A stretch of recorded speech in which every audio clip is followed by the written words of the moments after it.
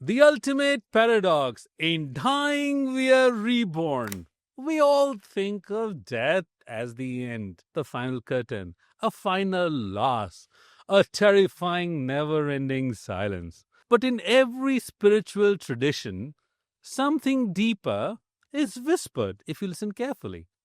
To truly live, something must die. Something in us must die. And that is the paradox. Rebirth does not follow death, it depends on it. Remember, small deaths are part of growth. Not all deaths involve a heartbeat stopping. There are quieter deaths. Death of an identity you no longer need.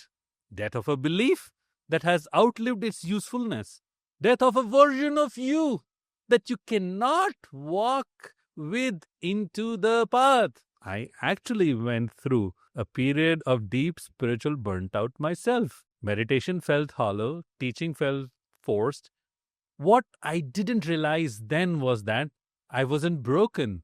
I was outgrowing an old shell. We shed skin not to disappear, but to become. As it says in the Gita, just as a person discards worn out clothes and put new ones, so does the soul discard a worn out body and takes on a new one. But it's not just about physical death. It's about the soul's constant renewal with greater and deeper embodiment of purpose. And while contemplating on this, you may also realize ego death is spiritual birth. If you're honest, the part that resists death most fiercely is the ego, the construct itself, the identity that we identify with, that gives us validation.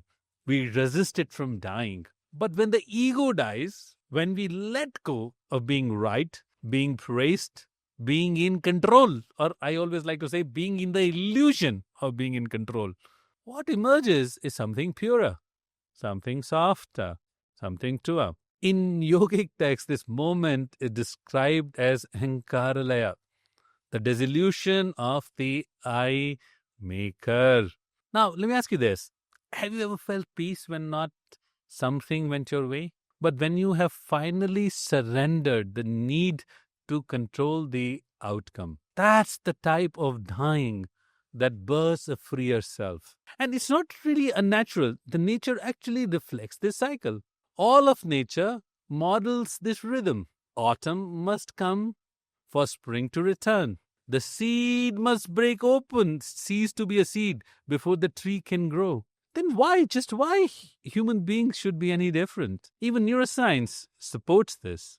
During deep change, what's going on in our life, the brain undergoes what we call synaptic pruning, letting go of old pathways to make room for more efficient, evolved ones, usually bringing in new insights, new wisdom, new ways of being, new profound growth. Death is built into growth, not as punishment, but as a pathway to unfold higher and higher and deeper growth. So here is the sacred contradiction. You are not just the builder of your life. You're also the burner of your life. You must sometimes be willing to let go of an old blueprint, regardless of how attached you are, how beautiful it looks. Only when you're willing to let go of the old blueprint, you will receive the new architecture coming from your soul. To let something fall away today, not because of it failed, not because it brought you here, but precisely because it brought you what you have become today.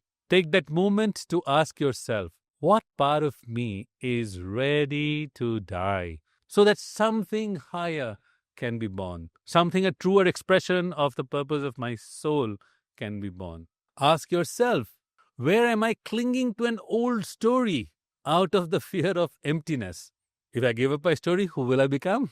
Can I trust that release is a form of rebirth? In dying, we are not really ending. We are becoming more fully alive. So just let the old fall away. Let the true come forward, or the truer, newer, more evolved come forward.